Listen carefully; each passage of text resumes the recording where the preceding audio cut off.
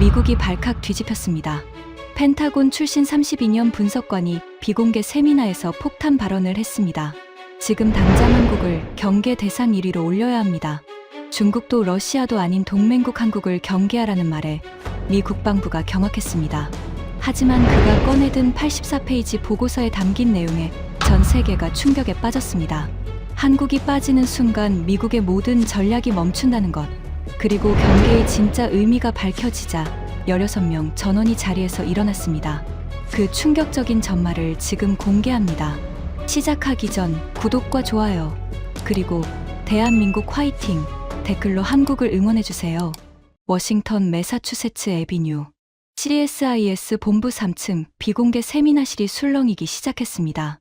16명의 시선이 일제히 저를 향했죠. 저는 로버트 헤이워드, 펜타곤 글로벌 공급망 전략실에서 32년을 보낸 사람입니다. 지난해 퇴임했고 지금은 CSIS 비상임 선임연구원이죠. 오늘 이 자리에 앉아 있는 이유는 단 하나입니다. 제가 쓴 보고서 때문이었습니다. 84페이지짜리 비공개 보고서. 제목은 이랬습니다. 글로벌 공급망 취약성 재평가, 경계 대상 국가 1순위 지정 건에, 그리고 그 1순위 국가가 중국이 아니었습니다. 러시아도 아니었습니다. 대한민국이었습니다. 세미나실 온도가 2도쯤 내려간 것 같았습니다. 16명 중 절반 이상이 미간을 찌푸렸고 나머지 절반은 실소를 흘렸죠. 저는 그 반응을 예상하고 있었습니다. 아니, 솔직히 말하면 기대하고 있었습니다. 헤이워드, 잠깐만요. 가장 먼저 입을 연 사람은 더글러스 크레인이었습니다. 젠 국방부 차관보 출신이죠. 이 방에서 가장 무거운 이름을 가진 사람이었습니다. 은발의 머리카락을 쓸어 넘기며 그가 말했습니다. 경계 대상이라는 단어의 정의부터 확인합시다. 당신이 쓴 보고서를 읽었소. 하지만 동맹국을 경계 대상 1위에 올리자는 건 내가 펜타곤에서 28년 있으면서 처음 듣는 주장이오. 목소리는 차분했지만 눈빛은 날카로웠습니다. 저는 고개를 끄덕였습니다. 맞습니다. 처음이실 겁니다. 저도 이 보고서를 쓰면서 32년 경력 중 가장 불편한 결론에 도달했으니까요. 그 순간 세미나실 뒤쪽에서 누군가 코웃음을 쳤습니다. 고개를 돌리자 빅터 모건이 팔짱을 끼고 앉아 있었죠. 로키드 마틴 전략기획 부사장. 방산업계에서 20년 넘게 계약을 따내온 사람이었습니다. 그의 양복 기세는 성조기 핀이 꽂혀 있었습니다. 헤이워드, 솔직히 말합시다. 빅터가 자리에서 몸을 앞으로 기울였습니다. 가죽 의자가 삐걱거렸죠. 당신 보고서 제목만 보고 여기 온 사람이 대부분이오. 한국을 경계하자고? 우리가 70년 넘게 주둔하고 방위비 분담금 받고 무기 팔아온 나라를 경계하자고? 빅터의 목소리가 점점 높아졌습니다. 중국이 남중국해에서 인공섬 깔고 러시아가 우크라이나 침공하고 이란이 핵농축 재개하는 판에 당신은 한국을 경계하자는 겁니까? 16명의 시선이 다시 저를 향했습니다. 하지만 이번에는 호기심이 아니라 압박이었죠. 제 뒤통수에서 땀이 한 줄기 흘러내렸습니다. 형광등 불빛이 유난히 밝게 느껴졌고 커피잔을 든 손이 미세하게 떨렸습니다. 저는 커피잔을 내려놓고 천천히 일어섰습니다. 여러분이 오해하고 계신 게 하나 있습니다. 방 전체가 조용해졌습니다. 저는 한국이 위험하다고 말하는 게 아닙니다. 한국이 빠졌을 때 우리가 얼마나 위험해지는지를 말하고 있는 겁니다. 3초간의 침묵이 흘렀습니다. 하지만 그 침묵을 깨뜨린 건 제가 아니었습니다. 말장난 아닙니까? 스테파니 로이드가 먼저 쏘아붙였습니다. 레이시언 수출영업 이사, 금발 머리를 뒤로 묶은 40대 중반의 여성이었죠. 그녀의 날카로운 목소리가 세미나실 벽에 부딪혀 울렸습니다. 경계 대상이든 의존 대상이든 결국 한국이 우리한테 뭔가 위협이 된다는 이야기잖아요. 하지만 현실을 보세요. 한국 방위산업 매출 전부 합쳐봤자 로키드 마틴 연간 매출에 얼마예요? 빅터 모건이 즉시 받았습니다. 자신의 회사 이야기가 나오자 어깨가 펴지더군요. 지난해 로키드 마틴 매출 710억 달러. 한국 방산 수출 전체가 170억 달러 수준이오. 우리 한 회사의 4분의 1도 안 돼. 빅터가 손가락으로 테이블을 톡톡 두드렸습니다. 그게 경계 대상 1위라고? 여기저기서 웃음이 터졌습니다. 옆자리에 앉아있던 국방부 유럽전략과 소속 분석관 하나가 옆 사람에게 뭐라고 속삭였죠. 표정을 보니 좋은 이야기는 아니었습니다. 하지만 가장 뼈아픈 발언은 다른 데서 나왔습니다. 헤이워드 선임. 제임스 윌슨이 서류를 넘기며 입을 열었습니다. 의회 군사위원회 보좌관이죠. 안경을 쓴 50대 초반의 남자였는데 말투가 정중했지만 그 속에 칼이 있었습니다. 보고서 37페이지에 한국 방산 수출 증가율이 340%라고 적으셨는데요. 5년 전 대비 수치입니다. 알겠습니다. 하지만 증가율과 규모는 다른 이야기입니다. 중학생도 아는 거 아닙니까? 1에서 3이 되면 200% 증가죠. 그래봤자 3이에요. 몇몇이 고개를 끄덕였습니다.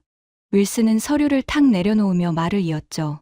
그리고 정치적으로 말씀드리면 지금 의회에서 동맹 관리가 최우선 의제입니다. 중국 견제를 위해 한국, 일본, 호주, 필리핀을 묶어야 하는 시점에 경계라는 단어를 쓰는 건 솔직히 말씀드리면 위험한 발상이에요. 저는 반박하려 했습니다. 하지만 그 틈을 빅터 모건이 치고 들어왔죠. 내가 하나만 더 짚겠소. 헤이워드. 빅터가 자리에서 일어섰습니다. 190cm가 넘는 체격이 세미나실 안에서 더 크게 보였죠. 한국이 무기를 팔기 시작한 게 언제요? 불과 몇 년 전이요. 그전에는 뭐 했소? 우리한테 사기만 했지. F-16 팔아줬지. 패트리어트 깔아줬지. 이지스 시스템 넘겨줬지. 한국 방산이 지금 뭔가 되는 것처럼 보인다면 그건 우리가 기술 이전해줬기 때문이요. 빅터의 눈이 번뜩였습니다. 쉽게 말해서 한국 방산은 우리 밑에서 배운 거요. 제자가 스승을 이겼다. 웃기는 소리 마시오. 그 순간 세미나실 안의 공기가 확 바뀌었습니다. 빅터의 발언은 선을 넘은 것이었지만 문제는 이 방에 있는 상당수가 속으로 같은 생각을 하고 있다는 것이었죠. 저는 16개의 얼굴을 하나하나 훑었습니다. 동의하는 눈빛, 비웃는 눈빛, 무관심한 눈빛, 그리고 딱 하나, 다른 눈빛이 있었습니다. 세미나실 구석 자리, 크리스틴 박이었습니다. 랜드연구소 안보전략팀 연구원이죠. 한국계 미국인 2세. 다른 사람들이 웃거나 고개를 끄덕일 때 그녀만 미간을 살짝 찌푸린 채 노트북 화면을 들여다보고 있었습니다. 뭔가를 검색하고 있는 것 같았죠. 하지만 그때는 그녀가 왜 그런 표정을 짓고 있는지 알 수 없었습니다. 마이클 탕이 조용히 손을 들었습니다. 중국계 미국인으로 CSIS에서 중국 경제를 전문으로 다루는 연구원이었죠. 말투가 부드러운 사람이었지만 질문은 부드럽지 않았습니다. 헤이워드 선임, 하나만 여쭤보겠습니다. 지금 중국과의 공급망 디커플링이 미국의 최대 과제인 건 여기 있는 모든 분이 아실 겁니다. 관세 정책도 그 일환이고요. 그 상황에서 한국을 경계한다는 건 결국 탈중국 전략의 핵심 파트너를 흔들겠다는 건데 전략적으로 모순 아닙니까? 또다시 고개를 끄덕이는 사람들이 보였습니다. 마이클 탕의 질문은 정확했고 저는 그가 정확히 핵심을 찔렀다는 걸 인정해야 했습니다. 16명 중 저 편은 0명이었습니다. 완벽한 고립이었죠. 저는 자리에 다시 앉지 않았습니다. 서 있는 채로 테이블 위에 리모컨을 집어들었죠. 여러분 말씀 다 들었습니다. 예상했던 반응이기도 하고요. 빅터가 콧방귀를 꼈습니다. 저는 무시했습니다. 그럼 한 가지만 여쭙겠습니다. 여기 계신 분들 중 지난 3년간 한국에 직접 가보신 분 계십니까? 침묵이 흘렀습니다. 16명 중 손을 든 사람은 2명이었죠. 크리스틴 박과 국방부 아시아 태평양 담당 분석관 1명.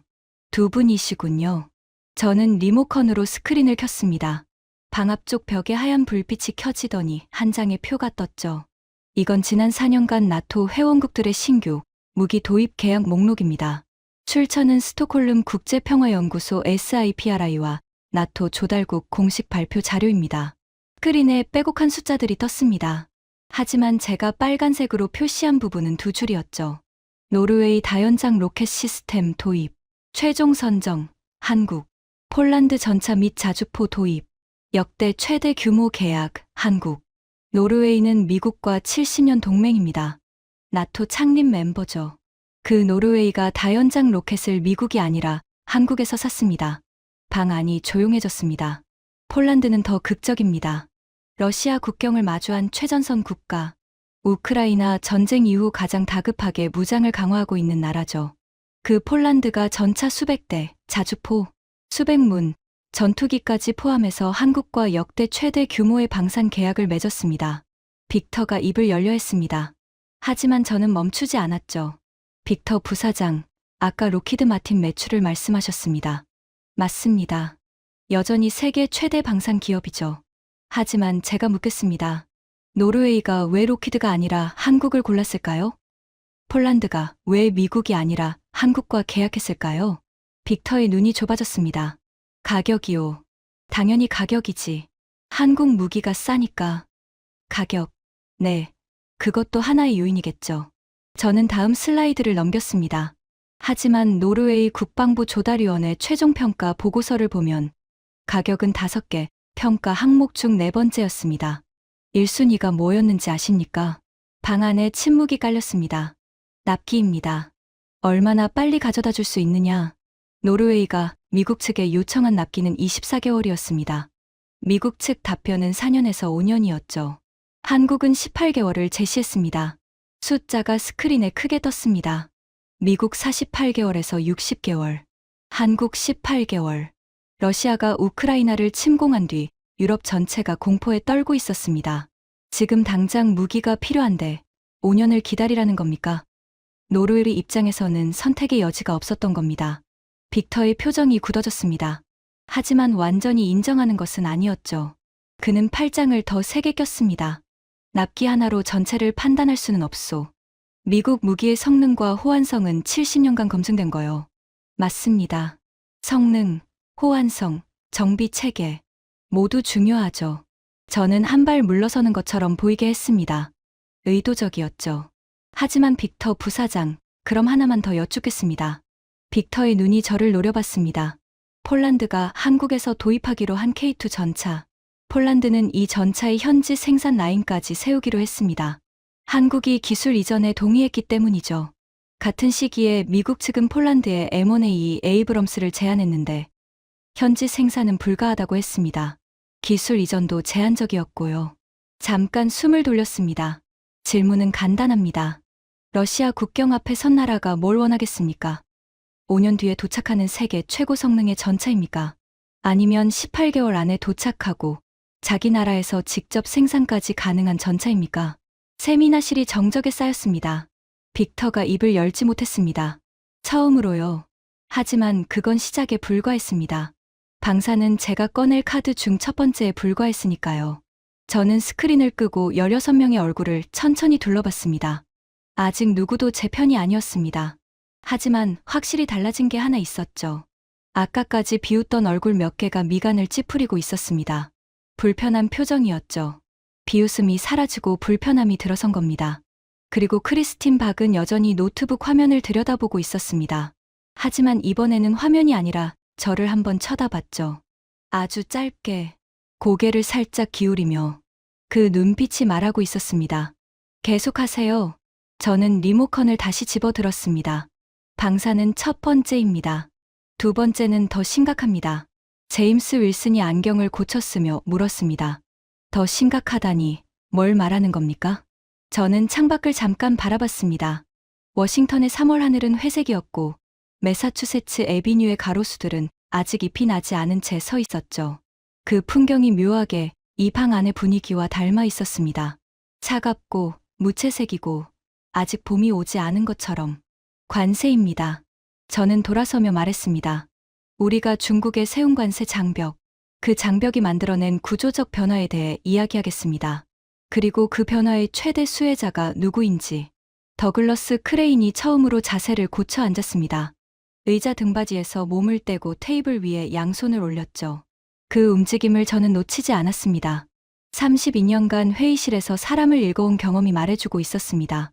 크레인은 아직 제 편이 아닙니다. 하지만 듣기 시작했습니다. 듣기 시작하면 반은 이긴 겁니다. 하지만 진짜 전쟁은 지금부터였습니다. 두 번째 이야기를 하기 전에 방산 이야기를 좀 더 하겠습니다. 빅터 모건이 눈을 굴렸습니다. 아직도 팔짱을 끼고 있었죠. 저는 그의 반응을 무시하고 스크린에 새로운 슬라이드를 띄웠습니다. 아까 빅터 부사장이 한국 방사는 미국이 기술 이전해준 덕이라고 하셨죠. 맞는 말입니다. 부분적으로는요.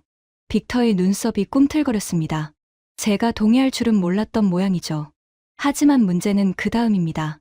스크린에 두 장의 사진이 나란히 떴습니다. 왼쪽은 한국의 K9 자주포, 오른쪽은 미국의 M109 팔라딘이었죠. 이 두 자주포를 비교해 보겠습니다. M109 팔라딘은 우리의 주력 자주포입니다. 최초 배치가 1960년대였죠. 물론 꾸준히 개량해왔습니다. 하지만 기본 설계는 60년 전 것입니다. 저는 손가락으로 오른쪽 사진을 가리켰습니다. 한국의 K9은 설계 자체가 다릅니다. 자동 장전, 디지털 사격 통제, 분당 발사 속도가 팔라딘의 2배입니다. 그리고 가격은 3분의 2 수준이죠. 스테파니 로이드가 끼어들었습니다. 헤이워드 선임, 자주포 하나 비교한다고 전체를 판단하는 건 무리 아닙니까? 스텔스기는요? 항공모함은요? 핵잠수함은요? 미국이 압도적으로 앞서는 분야가 훨씬 많잖아요. 맞습니다. 저는 바로 인정했습니다. 스텔스기, 항공모함, 핵잠수함. 이건 미국이 압도적이죠. 하지만 로이드 이사, 지금 유럽이 급하게 사야 하는 무기가 스텔스기입니까? 항공모함입니까? 스테파니의 입이 멈췄습니다. 아닙니다. 지금 유럽이 필요한 건 전차, 자주포, 장갑차, 탄약입니다. 재래식 지상 전투 장비요. 러시아가 탱크를 몰고 국경을 넘는 상황에서 스텔스기가 아니라 참호를 지킬 무기가 필요한 겁니다. 제임스 윌슨이 안경을 벗으며 말했습니다. 그건 단기적 수요 아닙니까? 우크라이나 전쟁이 끝나면 다시 미국 무기 체계로 돌아올 겁니다. 정말 그럴까요? 저는 다음 슬라이드를 넘겼습니다. 지도 하나가 떴죠. 유럽 전역에 빨간 점들이 찍혀 있었습니다. 이건 지난 3년간 한국이 유럽에서 체결한 방산 계약 위치입니다. 폴란드, 노르웨이, 에스토니아, 루마니아, 핀란드. 빨간 점이 보이십니까? 전부 나토 동부 방어선입니다. 방 안이 조용해졌습니다. 여기서 핵심은 단순 판매가 아닙니다. 폴란드와 한국의 계약에는 현지 생산 조항이 포함되어 있습니다. 폴란드 땅에 한국 전차 생산 라인이 들어서는 겁니다. 에스토니아에는 K9 정비 허브가 세워지고 있죠. 이게 무슨 뜻인지 아십니까? 더글러스 크레인이 처음으로 입을 열었습니다. 낮고 무거운 목소리였죠. 공급망이 뿌리를 내리고 있다는 뜻이요. 저는 고개를 끄덕였습니다. 크레인이 정확히 핵심을 짚었습니다. 맞습니다. 한 번 파는 게 아니라 생산하고 정비하고 업그레이드하는 시스템 전체가 이식되는 겁니다. 한 번 뿌리를 내리면 뽑아내기가 쉽지 않습니다. 70년 전에 우리가 유럽에 한 것과 같은 일을 한국이 지금 하고 있는 겁니다. 빅터 모건의 얼굴에서 조롱의 빛이 사라졌습니다. 대신 불쾌한 표정이 그 자리를 차지했죠. 입술을 꽉 깨물고 있었습니다. 그때 크리스틴 박이 처음으로 목소리를 냈습니다. 헤이워드 선임. 조용하지만 또렷한 목소리였죠. 16명이 일제히 그녀를 쳐다봤습니다. 세미나 시작 후 1시간 가까이 한마디도 안 하던 사람이었으니까요. 한 가지 데이터를 추가해도 될까요? 저는 고개를 끄덕였습니다. 지난달 SIPRI 보고서에 따르면 한국 방산 수출 증가 속도가 세계에서 가장 빠릅니다. 5년 전 대비 수출 규모가 4배 이상 커졌고 수출 대상국 수는 12개국에서 28개국으로 늘었습니다. 크리스틴이 노트북 화면을 돌려 보여줬습니다. 그리고 이건 제가 방금 확인한 건데요. 한국 방산 수출 계약 중 기술 이전이 포함된 비율이 70%가 넘습니다. 미국은 23%입니다. 방 안에 웅성거림이 퍼졌습니다. 빅터가 의자를 뒤로 밀며 소리쳤죠. 그건 기술 유출이오. 기술을 퍼주면서 파는 게 무슨 자랑이란 말이오? 크리스틴이 차분하게 대답했습니다. 빅터 부사장, 구매국 입장에서는 기술 유출이 아니라 기술 주권 확보입니다. 자기 나라에서 직접 만들 수 있다는 건 전시의 공급이 끊기지 않는다는 의미니까요. 빅터의 얼굴이 붉어졌습니다. 하지만 반박하지 못했죠. 저는 속으로 생각했습니다. 크리스틴 박이 움직이기 시작했다. 16명 중 첫 번째 균열이었습니다. 자, 이제 두 번째 이야기를 하겠습니다. 저는 스크린을 새로 고쳤습니다. 거대한 댐 사진이 떴죠. 이 댐이 뭔지는 중요하지 않습니다. 제가 하고 싶은 이야기는 물의 흐름입니다. 마이클 탕이 고개를 갸웃거렸습니다. 댐을 세우면 물이 막힙니다. 상식이죠. 하지만 물은 사라지지 않습니다. 댐 앞에서 멈춘 물은 옆으로 흐릅니다. 둑이 없는 곳, 지대가 낮은 곳으로요. 저는 댐 사진을 지우고 세계 지도를 띄웠습니다. 지금 미국이 중국에 세운 관세 장벽이 바로 이 댐입니다. 반도체, 배터리, 철강, 조선, 중국산 제품에 최대 145% 관세를 물리고 있죠. 목적은 명확합니다. 중국 제조업을 고립시키고 미국 제조업을 살리겠다는 것. 제임스 윌슨이 끼어들었습니다. 그리고 효과가 있지 않습니까? 미국 내 반도체 공장 투자가 역대 최대입니다. 인텔, TSMC, 삼성까지 미국에 공장을 짓고 있잖아요. 맞습니다. 공장은 짓고 있죠. 저는 윌슨을 똑바로 바라봤습니다. 하지만 윌슨 보좌관, 공장을 짓는 것과 공장이 돌아가는 것은 전혀 다른 이야기입니다. 윌슨의 표정이 약간 흔들렸습니다. 미국에 짓고 있는 반도체 공장들, 인텔 오하이오 공장, 공사 일정이 얼마나 지연됐는지 아십니까? 윌슨이 대답하지 않았습니다. 당초 계획보다 2년 가까이 밀렸습니다. TSMC 애리조나 공장도 마찬가지입니다. 공사 인력 부족, 장비 설치 지연, 수율 문제. 공장 건물은 올라가는데 칩은 안 나오고 있는 겁니다. 저는 다음 슬라이드를 넘겼습니다. 자, 그러면 질문합니다. 중국산이 막히고 미국산이 아직 안 나오는 이 빈 시간 동안 누가 그 자리를 채우고 있습니까? 스크린에 막대 그래프가 떴습니다. 빨간색이 중국, 파란색이 미국, 초록색이 한국이었죠. 중국의 빨간 막대가 급격히 줄어드는 구간에서 초록색 막대가 가파르게 올라가고 있었습니다. 반도체 파운드리 시장. 중국 비중이 줄어든 자리를 삼성과 SK하이닉스가 채우고 있습니다. 다음 슬라이드. 배터리. 중국산 배터리에 관세가 올라간 뒤 LG에너지솔루션과 SK온의 북미 시장 점유율이 18%에서 31%로 뛰었습니다. 다음 슬라이드. 조선. 중국 조선소에 대한 제재 논의가 시작되자마자 LNG, 운반선 발주가 한국 조선소로 몰리고 있습니다. 현재 글로벌 LNG, 운반선 수주 잔량의 75%가 한국입니다. 마이클 탕의 얼굴이 복잡해졌습니다. 중국 경제 전문가로서 불편한 숫자들이었겠죠. 헤이워드 선임, 그건 과도기적 현상 아닙니까? 미국 공장들이 가동을 시작하면 상황이 달라질 겁니다. 과도기. 좋은 단어입니다. 저는 고개를 끄덕였습니다. 하지만 그 과도기가 얼마나 걸릴 것 같습니까? 인텔 오하이오 공장이 풀 가동까지 최소 4년에서 5년입니다. TSMC 애리조나도 비슷하죠. 그 4년에서 5년 동안 한국 기업들은 이미 시장을 먹고 있는 겁니다. 저는 손가락을 꺾으며 말했습니다. 댐을 세우면 물이 막힙니다. 하지만 물은 옆으로 흐릅니다. 우리가 중국에 세운 댐이 한국에 거대한 강줄기를 만들어주고 있는 겁니다. 그리고 그 강줄기는 갈수록 넓어지고 있죠. 윌슨이 서류를 뒤적거리기 시작했습니다. 뭔가를 확인하려는 것 같았죠. 그때 옆자리에 앉아있던 국방부 산업기반 분석관 데이비드 첸이 조용히 말했습니다. 헤이워드 선임 말씀이 틀리지는 않습니다. 실제로 우리 부서에서도 관세 이후 공급망 재편 데이터를 추적하고 있는데 한국 기업들의 시장 점유율 확대 속도가 예상보다 빠릅니다. 방 안 분위기가 미묘하게 바뀌었습니다. 아까까지 빅터 편이었던 몇 명이 서류를 들여다보기 시작했죠. 하지만 빅터 모건은 물러서지 않았습니다. 그래서 뭐가 문제란 말이오? 한국이 돈을 벌든 시장을 먹든 한국은 동맹이지 않소. 동맹이 잘 되면 우리한테도 좋은 거 아니오? 좋은 질문입니다. 저는 빅터를 똑바로 쳐다봤습니다. 동맹이 잘 되면 좋죠. 하지만 동맹이 우리 없이도 잘 될 수 있게 되면 그때부터 역학이 바뀝니다. 빅터의 눈이 좁아졌습니다. 무슨 뜻이오? 한국이 방산을 자체 개발하고 유럽에 직접 팔고 반도체와 배터리 시장에서 중국 빈자리를 채우고 있다는 건 한국이 미국 없이도 글로벌 영향력을 키우고 있다는 뜻입니다. 아까 빅터 부사장이 한국이 우리 밑에서 배웠다고 하셨죠. 맞습니다. 배웠습니다. 하지만 지금은 제자가 자기 가게를 차린 겁니다. 그리고 스승보다 빨리, 스승보다 싸게, 스승보다 많이 팔고 있는 겁니다. 빅터의 턱이 굳어졌습니다. 성조기 핀이 형광등 불빛에 번쩍였죠. 과장이요. 과장이라고 생각하신다면 이 숫자를 보십시오. 저는 스크린의 마지막 그래프를 띄웠습니다. 지난해 한국의 무역 흑자 중 대미 흑자 비중이 사상 최대입니다.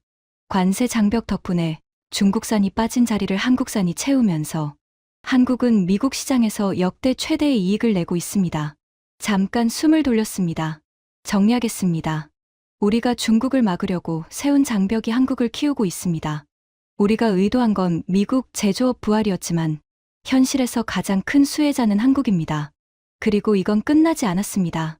갈수록 심해지고 있죠. 세미나 씨의 무거운 침묵이 내려앉았습니다. 더글러스 크레인이 커피잔을 들어 한 모금 마셨습니다. 표정을 읽을 수 없었지만 한 가지는 확실했죠. 그는 메모를 시작했습니다. 은색 펜이 노트 위를 움직이고 있었습니다. 크리스틴 박이 두 번째로 입을 열었습니다. 헤이워드 선임이 경계라는 단어를 쓴 이유가 이해되기 시작합니다. 적이라서 경계하자는 게 아니라 의존도가 급격히 높아지고 있으니 그걸 직시하자는 거죠. 정확합니다. 빅터가 책상을 쳤습니다. 아직 인정 못하겠소.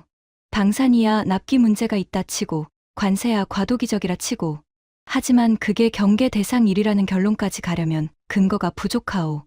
저는 고개를 끄덕였습니다. 빅터의 반발은 예상 범위 아니었습니다. 빅터 부사장, 근거를 더 원하시는 거죠? 당연하지. 그럼 세 번째 이야기를 하기 전에 개인적인 이야기를 하나 하겠습니다. 방 안의 분위기가 다시 바뀌었습니다. 개인적인 이야기라는 말에 몇몇이 의아한 표정을 지었죠. 32년간 데이터로만 말해온 사람이 갑자기 개인 이야기를 꺼낸다는 건 뭔가 이유가 있다는 뜻이었으니까요. 제 아버지 이야기입니다. 저는 스크린을 껐습니다. 데이터도 그래프도 사진도 없이 그냥 16명과 저 그리고 3월의 늦은 오후 햇살만 남았죠. 제 아버지 에드워드 헤이워드는 미 육군 군수참모부 소속 대위였습니다. 한국전쟁에 참전했죠. 세미나실이 조용해졌습니다. 한국전쟁이라는 단어가 나오자 분위기가 확 달라졌죠. 이 방에 있는 사람들은 대부분 안보 전문가였습니다. 한국전쟁이 미국 안보사에서 어떤 의미인지 모르는 사람은 없었죠. 아버지는 군수장교였습니다. 전투를 하는 분이 아니라 물자를 보급하는 분이셨죠. 탄약, 식량, 의약품, 연료. 전쟁에서 총알보다 중요한 게 보급이라는 걸 아버지한테 배웠습니다. 저는 잠시 멈췄습니다. 목이 메어왔기 때문이죠. 32년간 펜타곤에서 감정을 드러내지 않았던 사람이 이 순간만은 버틸 수가 없었습니다. 아버지가 한국에 도착한 건 전쟁이 끝나기 직전이었습니다. 아버지가 본 한국은 말 그대로 잿더미였다고 하셨어요. 도로가 없었습니다. 다리가 없었습니다. 공장은 전부 폭격으로 무너져 있었고 사람들은 맨 땅에서 살고 있었죠. 크리스틴 박의 눈이 붉어지는 게 보였습니다.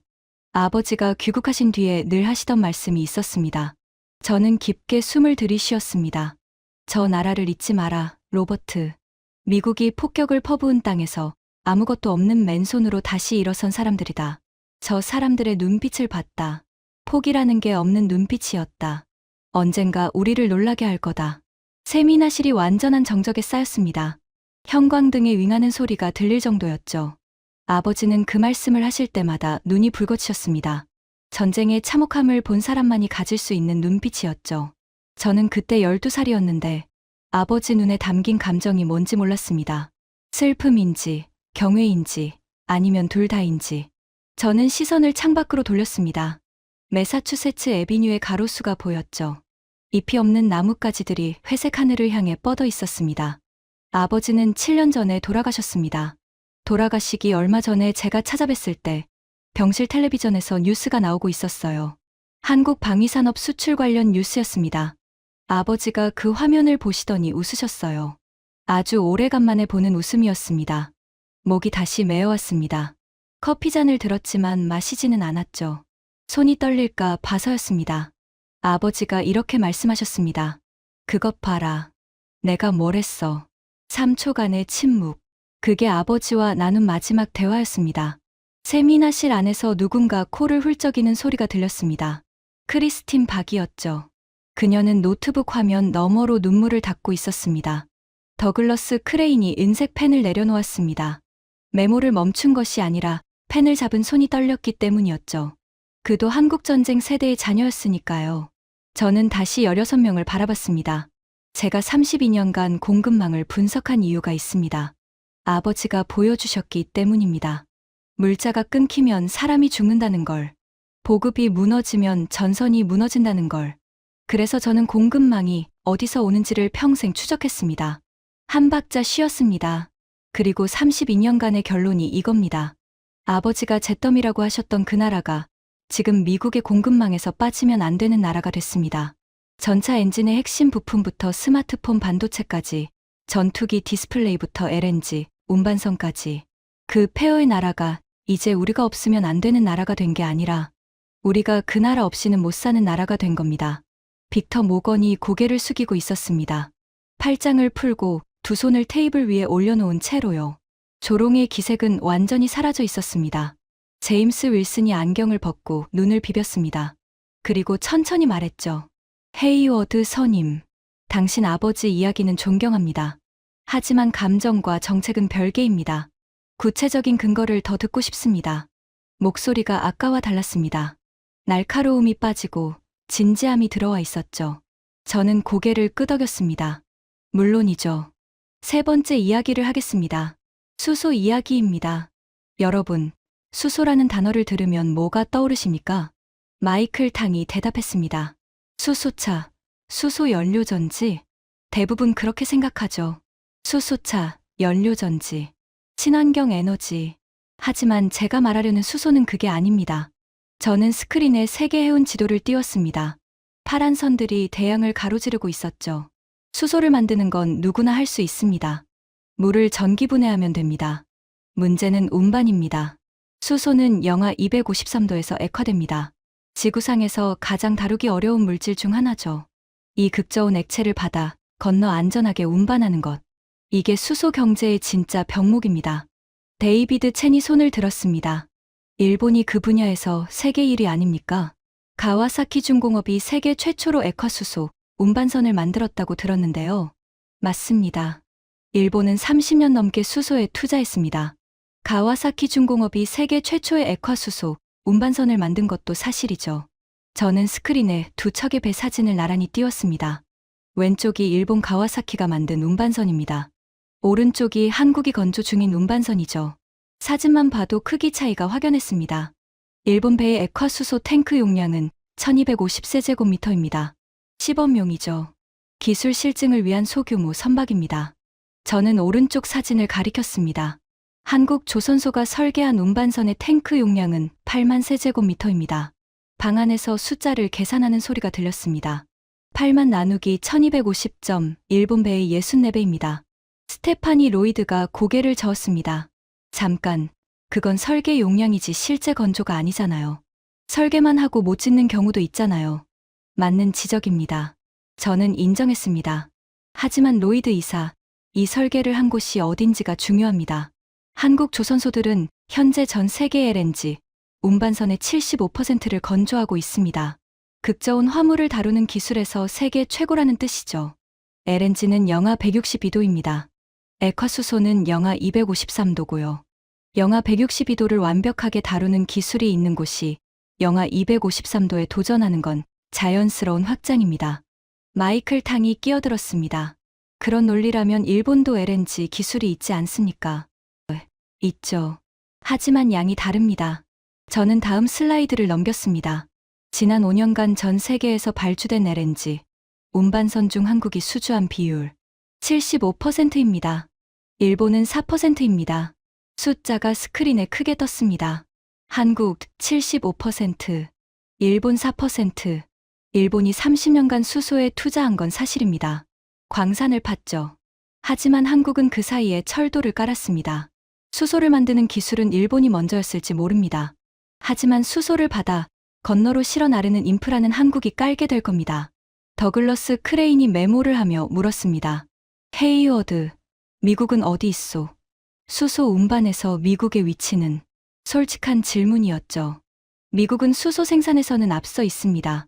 텍사스와 루이지애나 수소 허브 프로젝트가 진행 중이죠. 하지만 운반 인프라는 사실상 없습니다. 미국은 대형 LNG, 운반선을 건조할 조선소 자체가 부족합니다. 크레인의 펜이 멈췄습니다. 그게 무슨 뜻이오?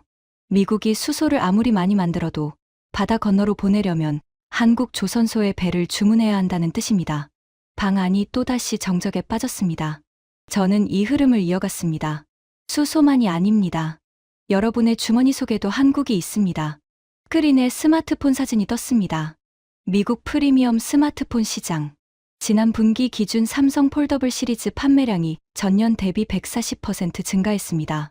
실리콘밸리 엔지니어들 사이에서 삼성 폴더블이 유행이라는 기사가 나올 정도입니다. 빅터 모건이 투덜거렸습니다. 그게 안보와 무슨 상관이요? 큰 상관이 있습니다. 저는 빅터를 바라봤습니다. 미국 소비자가 한국 제품을 선택한다는 건 한국 기업이 미국 시장에서 돈을 번다는 뜻이고 그 돈이 한국의 산업 역량을 키운다는 뜻입니다.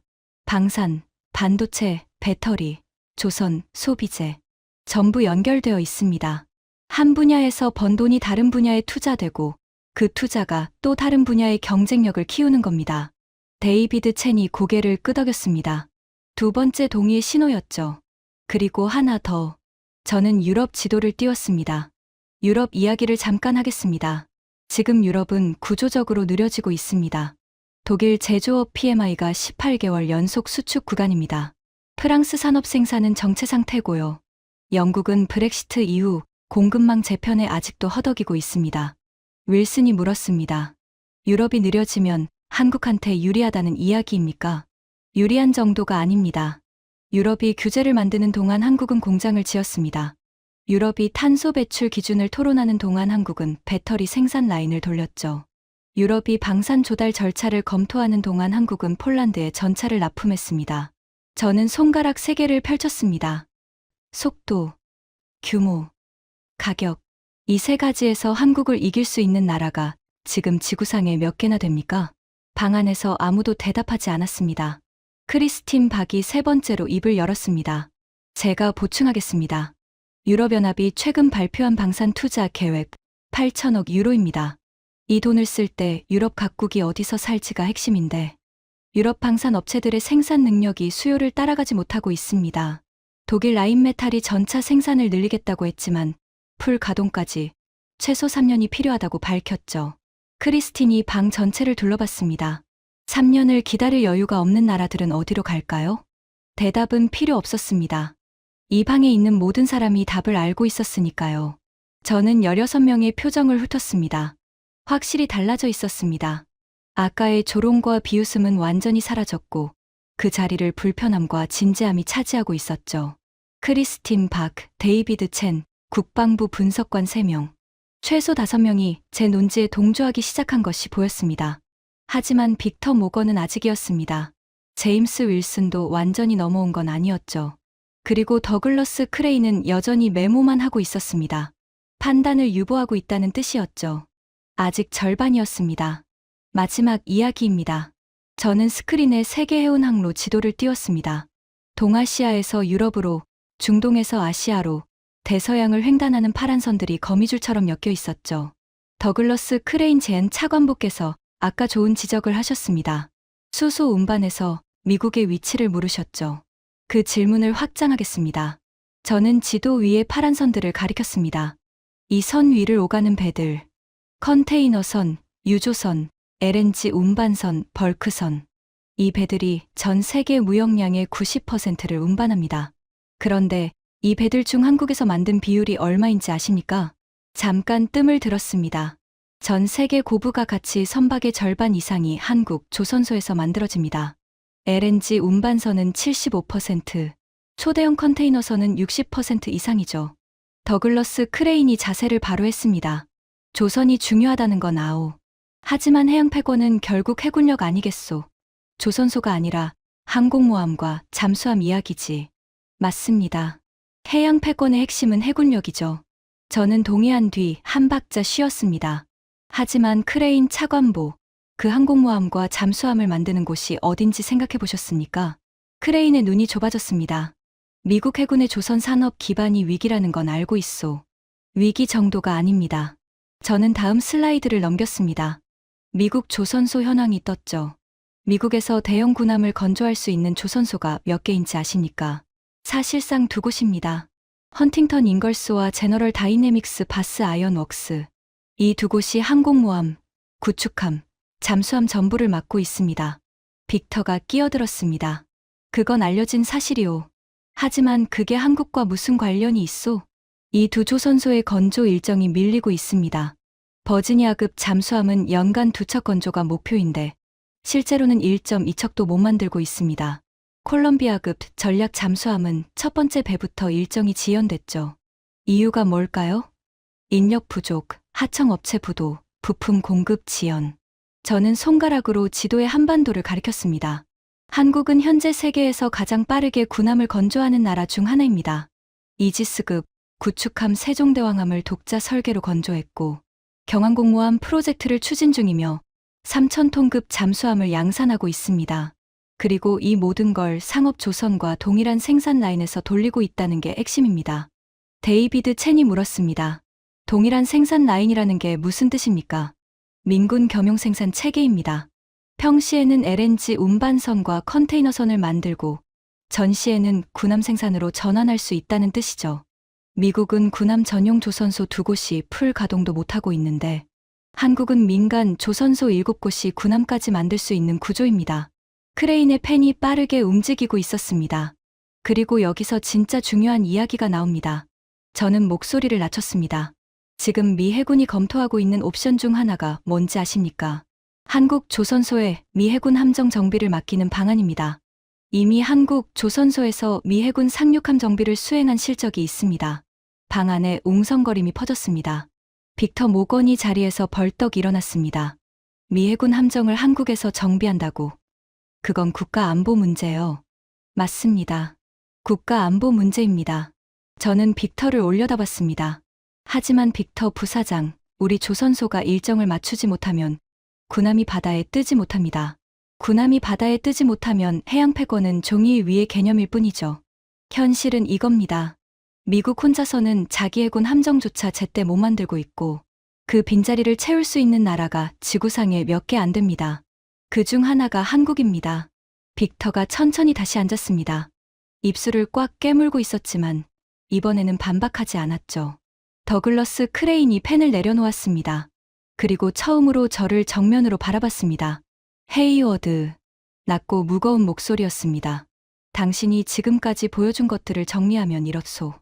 방산에서 한국이 우리 동맹국 시장을 잠식하고 있다. 관세 장벽이 한국을 키우고 있다. 수소 운반 인프라를 한국이 장악하게 될 것이다. 조선에서 미국이 한국에 의존할 수밖에 없는 구조다. 크레인이 두 손을 테이블 위에서 깍지를 꼈습니다. 하나하나는 인정할 만한 부분이 있소. 하지만 이 모든 것을 합쳐서 경계 대상 1위라는 결론까지 가려면 빠진 퍼즐이 하나 있소. 저는 고개를 기울였습니다. 뭡니까? 왜 지금이요? 크레인의 눈이 날카롭게 빛났습니다. 한국이 잘하는 건 어제 오늘 이야기가 아니지 않소. 삼성이 반도체 만든 지 40년이고 현대중공업이 배 만든 지 50년이요. 왜 하필 지금 경계 대상이라는 단어를 꺼내야 하는 거요? 좋은 질문이었습니다. 이 방에서 가장 경험 많은 사람이 던질 수 있는 가장 정확한 질문이었죠. 저는 미소를 지었습니다. 이 질문을 기다리고 있었기 때문입니다. 크레인 차관보, 바로 그 질문에 대한 답이 이 보고서 84페이지 중 마지막 챕터에 있습니다. 저는 서류 봉투를 집어들었습니다. 하지만 그 이야기는 다음 시간에 하겠습니다. 방 안에서 탄식이 흘러나왔습니다. 제가 시계를 보니 어느새 3시간이 지나 있었습니다. 창밖의 3월 햇살은 이미 사라지고 가로등 불빛이 세미나실 창문에 비치고 있었죠. 10분 휴식하겠습니다. 사람들이 자리에서 일어났습니다. 커피를 리필하러 가는 사람, 화장실로 향하는 사람, 서류를 다시 들여다보는 사람. 하지만 저는 한 장면을 놓치지 않았습니다. 빅터 모건이 복도로 나가면서 크리스틴 박에게 말을 걸었습니다. 뭐라고 하는지는 들리지 않았지만 크리스틴이 고개를 끄덕이는 걸 봤죠. 빅터의 표정은 아까의 조롱이 아니었습니다. 뭔가를 물어보는 얼굴이었습니다. 그리고 더글러스 크레인은 자리에서 일어나지 않았습니다. 혼자 앉아서 제 보고서를 다시 펼치고 있었죠. 84페이지 중 마지막 챕터. 그의 은색 펜이 밑줄을 긋고 있었습니다. 저는 커피를 한 모금 마시며 창밖을 바라봤습니다. 매사추세츠 애비뉴의 가로등이 하나씩 켜지고 있었죠. 밤이 오고 있었습니다. 하지만 이 세미나실의 밤은 이제 시작이었습니다. 10분 휴식이 끝나고 사람들이 다시 자리에 앉았습니다. 하지만 분위기가 확연히 달라져 있었죠. 휴식 전에는 16명 중 절반 이상이 제 반대편이었습니다. 하지만 지금은 달랐습니다. 크리스틴 박과 데이비드 첸은 확실히 제 논지를 따라오고 있었고 국방부 분석관 3명과 싱크탱크 연구원 2명이 서류를 다시 들여다보며 고개를 끄덕이고 있었죠. 빅터 모건은 커피를 새로 받아왔지만 한 모금도 마시지 않고 있었습니다. 뭔가 생각에 잠겨 있는 표정이었죠. 그리고 더글러스 크레인. 그는 휴식 시간 내내 자리에서 일어나지 않았습니다. 제 보고서 84페이지를 처음부터 다시 읽고 있었죠. 크레인 차관보께서 아까 좋은 질문을 하셨습니다. 저는 서서 말을 시작했습니다. 왜 지금이냐? 한국이 잘하는 건 어제 오늘 이야기가 아닌데 왜 하필 지금 경계라는 단어를 꺼내야 하느냐? 크레인이 고개를 들어 저를 바라봤습니다. 답을 드리겠습니다. 저는 스크린에 마지막 슬라이드를 띄웠습니다. 슬라이드에는 단 한 줄의 문장만 적혀 있었죠. 한국이 빠지면 대안이 없다. 방 안이 조용해졌습니다. 지금까지 제가 보여드린 것들을 하나씩 되짚어 보겠습니다. 저는 손가락을 하나씩 꺾으며 말했습니다. 첫째, 방산. 나토 동부방어선에 한국 무기 체계가 뿌리를 내리고 있습니다. 18개월 안에 전차를 납품하고 현지 생산까지 해주는 나라. 미국 아닙니다. 유럽 아닙니다. 한국뿐입니다. 둘째, 반도체와 배터리. 중국이 막힌 자리를 채우고 있는 나라. 파운드리, 메모리, 배터리 셀. 이 세 가지를 동시에 대량 생산할 수 있는 나라가 한국 말고 어디 있습니까? 셋째, 수소 운반. 8만 세제곱미터급 액화수소, 운반선을 설계하고 건조할 수 있는 나라. 세계에서 한국뿐입니다. 넷째, 조선. 전 세계 고부가 가치 선박의 절반 이상을 만드는 나라.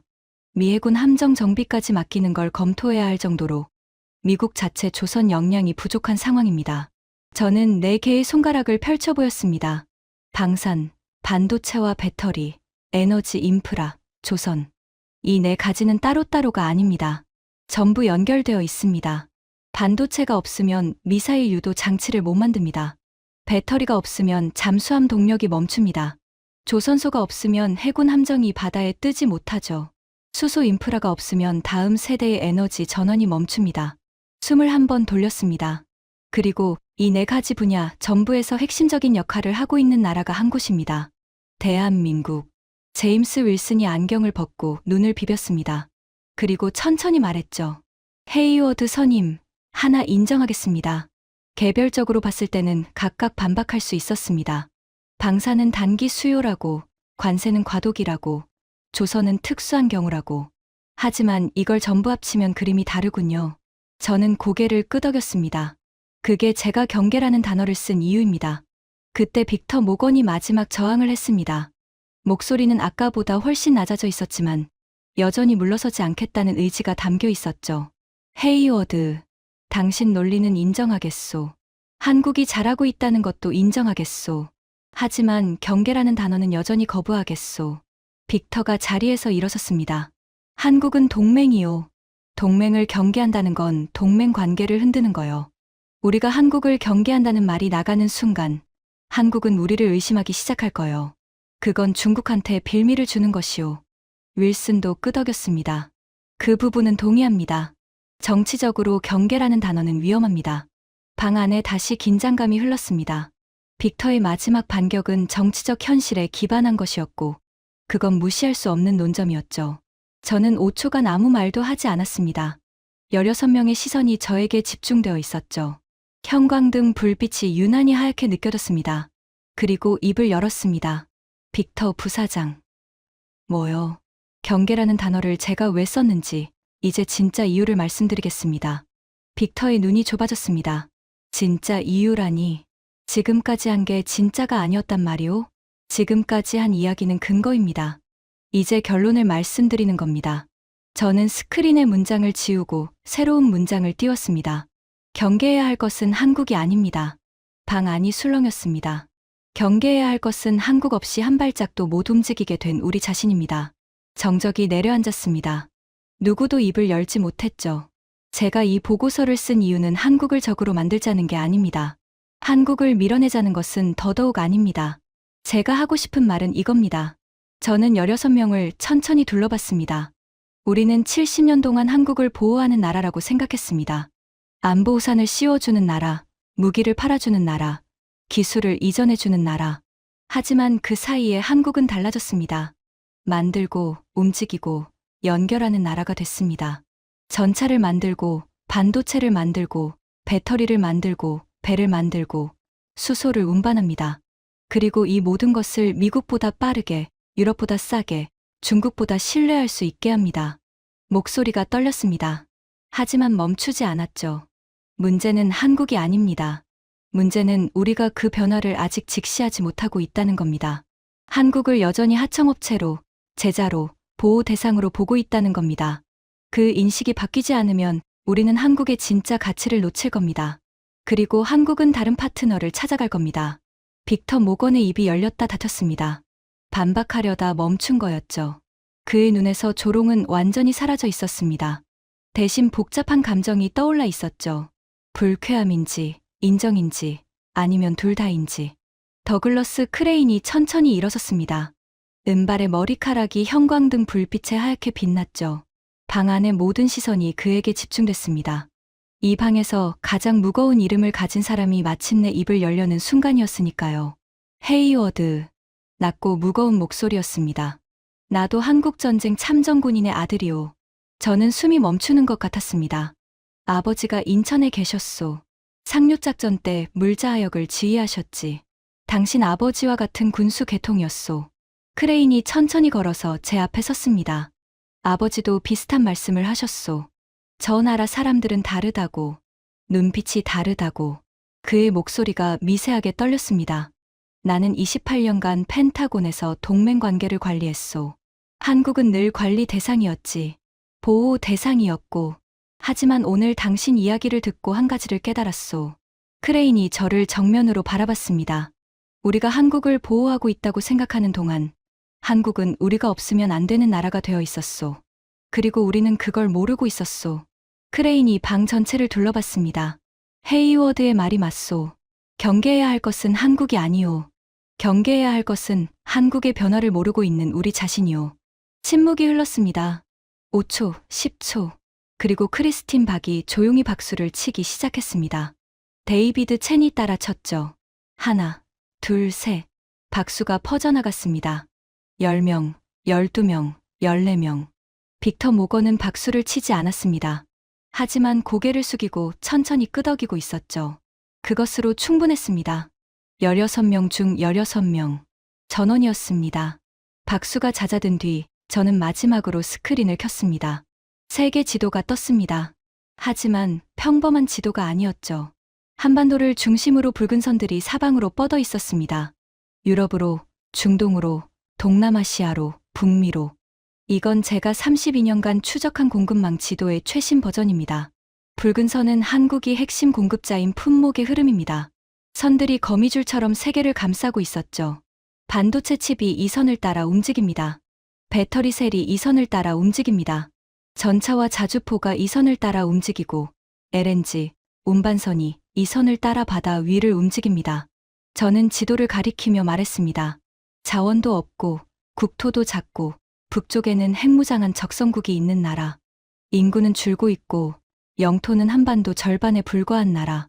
상식적으로 보면 불리한 조건투성이인 나라입니다. 한 박자 쉬었습니다. 하지만 이 나라는 만듭니다. 세계가 필요로 하는 것들을 만듭니다. 움직입니다. 세계가 필요로 하는 것들을 실어 나릅니다. 연결합니다. 세계가 필요로 하는 공급망의 매듭을 잇습니다. 저는 스크린을 끄고 16명을 바라봤습니다. 아버지가 70년 전에 잿더미에서 보셨던 그 눈빛. 포기를 모르는 눈빛.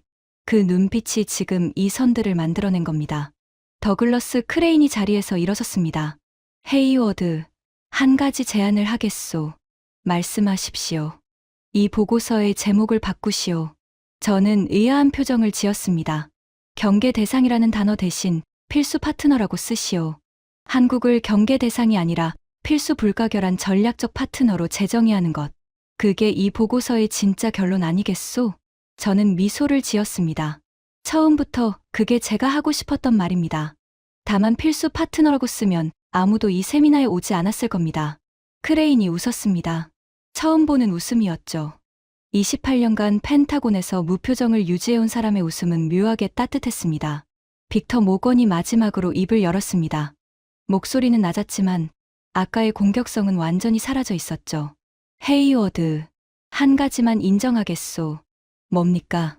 납기 18개월. 그 숫자는 인상적이었소. 빅터가 쓴웃음을 지었습니다.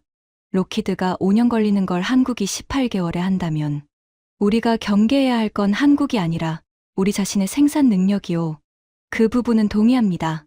로키드 마틴 전략기획 부사장이 한국의 속도를 인정한 순간이었습니다. 이 방에서 가장 강하게 반발했던 사람이 마지막에 인정한 것. 그것으로 이 세미나는 완성됐죠. 세미나가 끝난 뒤 사람들이 하나둘 자리를 떴습니다. 악수를 건네는 사람, 명함을 주고받는 사람, 서류를 챙기는 사람. 크리스틴 박이 제게 다가왔습니다. 헤이워드 선임. 네. 아버지 이야기 감사했습니다. 크리스틴의 눈이 아직 붉었죠. 저도 한국계입니다. 부모님이 이민 오셔서 제가 여기 있는 거예요. 부모님이 늘 말씀하셨습니다. 우리가 떠나온 나라가 얼마나 대단한 나라인지 세상이 모른다고. 크리스틴이 미소를 지었습니다. 오늘 이 방에서 16명이 알았습니다. 저는 고개를 끄덕였습니다. 말이 나오지 않았죠. 세미나실의 마지막까지 남아있던 사람은 더글러스 크레인이었습니다. 그는 보고서를 서류 가방에 넣으며 말했죠. 헤이워드, 당신 아버지와 내 아버지는 같은 전쟁을 싸웠소. 그 전쟁이 남긴 건 잿더미만이 아니었소. 다시 일어서는 법을 아는 사람들을 남겼지. 크레인이 문 앞에서 멈춰 섰습니다. 다음 주 의회 브리핑에 이 보고서를 가져가겠소. 제목은 내가 제안한 대로 바꾸고. 그리고 돌아서서 나갔습니다. 저는 텅 빈 세미나실에 혼자 앉아 있었습니다. 16개의 빈 커피잔과 16개의 빈 의자. 창밖으로 워싱턴의 밤하늘이 보였죠. 가로등 불빛 사이로 별은 보이지 않았지만 어딘가에 있다는 건 알고 있었습니다. 아버지 목소리가 귓가에 울렸습니다. 저 나라를 잊지 마라, 로버트. 잊지 않았습니다, 아버지. 그리고 오늘 16명이 더 기억하게 됐습니다. 지금까지 워싱턴 CSIS 세미나실에서 벌어진 충격적인 이야기였습니다. 대한민국의 저력을 더 많은 분들이 알 수 있도록 이 영상을 널리 공유해 주세요. 여러분의 작은 관심이 대한민국의 큰 자부심이 됩니다. 구독과 좋아요도 부탁드립니다. 지금까지 감동테라였습니다. 감사합니다.